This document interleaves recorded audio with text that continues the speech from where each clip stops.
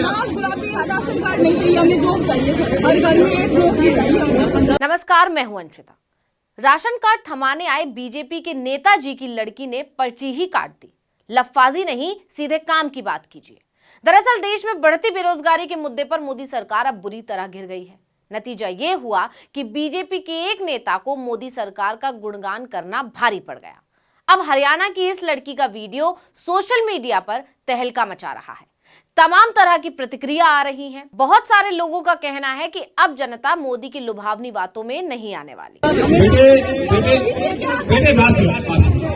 बेटे नौकरियां सरकार की लिमिटेशन है, जितनी नौकरियां उतनी मिलती हैं और मोदी जी ने इतनी सारी योजनाएं बना रखी है, अपने पैरों पर खड़ा हो। आप जानते ही हैं कि हाल ही में 5 राज्यों में विधानसभा चुनाव हुए हैं। नतीजे आने के बाद से ही हमेशा चुनावी मोड में रहने वाली बीजेपी अब 2024 लोकसभा और आगामी विधानसभा चुनाव की तैयारियों में जुट गई है।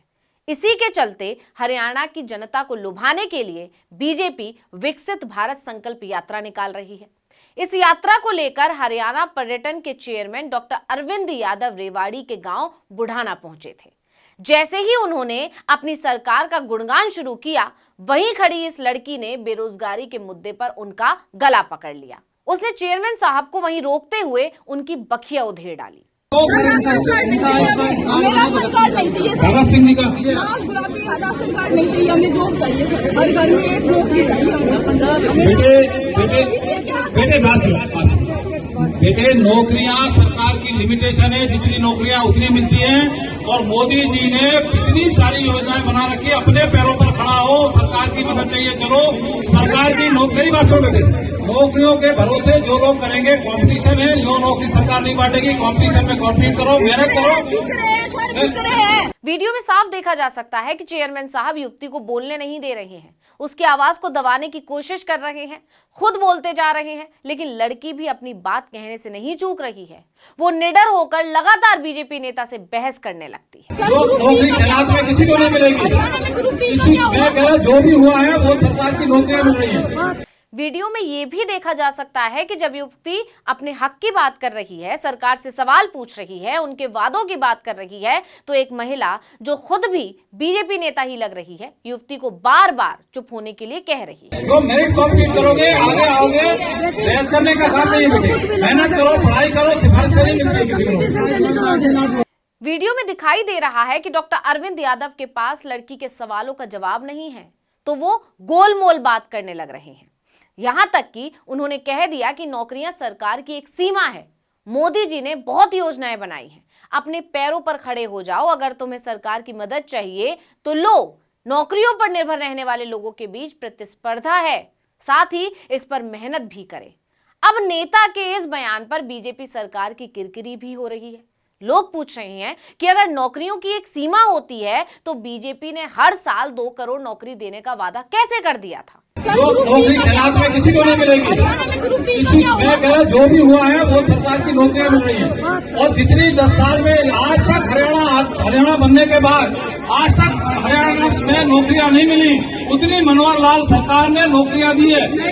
चेयरमैन के बड़बोलेपन पर युवती ने एक और सवाल दाग दिया। उसने पूछा कि ग्रुप डी की नौकरी का क्या हुआ, लेकिन बीजेपी नेता के पास युवती के इस सवाल का भी कोई जवाब नहीं था।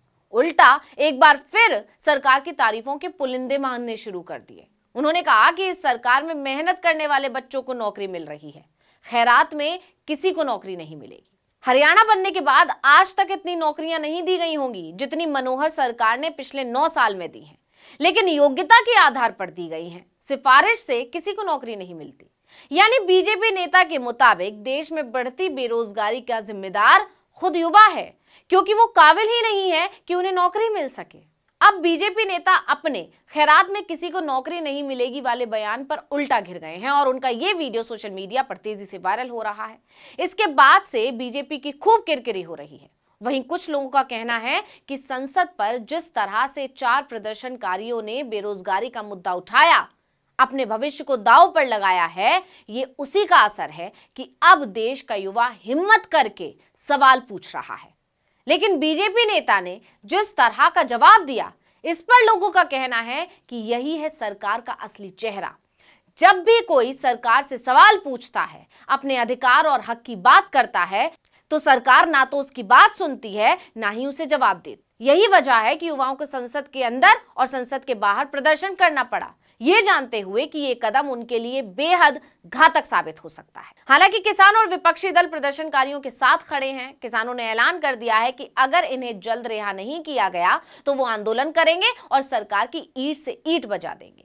वहीं विपक्ष भी प्रदर्शनकारियों के इस कदम को सही बता रहे हैं। इससे सरकार पर दबाव बन रहा है। इसका असर क्या होगा वो देखना होगा।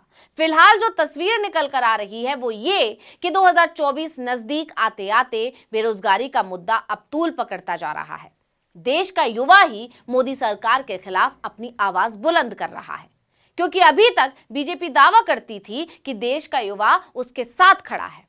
वही युवा अब बीजेपी के खिलाफ खुलकर नाराजगी जाहिर कर रहा है, जो आने वाले दिनों में मोदी सरकार के लिए ही मुसीबत बन सकता है और विपक्ष की ताकत बन सकता है। तो इस वीडियो में इतना ही। आपसे अनुरोध है, यूट्यूब पर हमारे चैनल आर्टिकल 19 इंडिया को सब्सक्राइब कीजिए, फेसबुक पर लाइक कीजिए, कमेंट करके बताइए आपको हमारा ये वीडियो कैसा लगा। आने वाले दिनों में हम और किन मुद्दों पर वीडियो बनाएं ये भी जरूर बताइएगा। ट्विटर हैंडल है आर्टिकल 19 इंडिया, इसे भी फॉलो कर लीजिए। नमस्कार।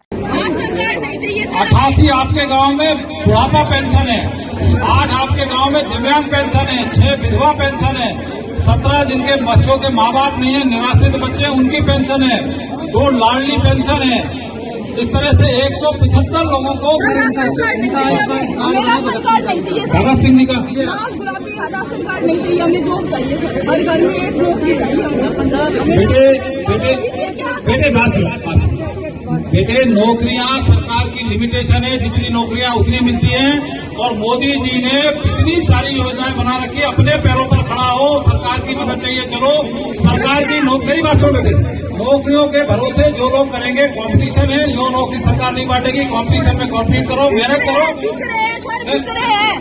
बेटे आप सुनो, अपनी मेहनत करो। जो बच्चे मेहनत कर रहे हैं वो सरकार में नौकरी पा रहे हैं। जो नौकरी खिलाफ में किसी को नहीं मिलेगी, किसी मैं कह रहा जो भी हुआ है वो सरकार की नौकरियां मिल रही हैं। और जितनी 10 साल में आज तक हरियाणा बनने के बाद आज तक हरियाणा में नौकरियां नहीं मिली, उतनी मनोहर लाल सरकार ने नौकरियां दी है, लेकिन मेरिट पे दी है।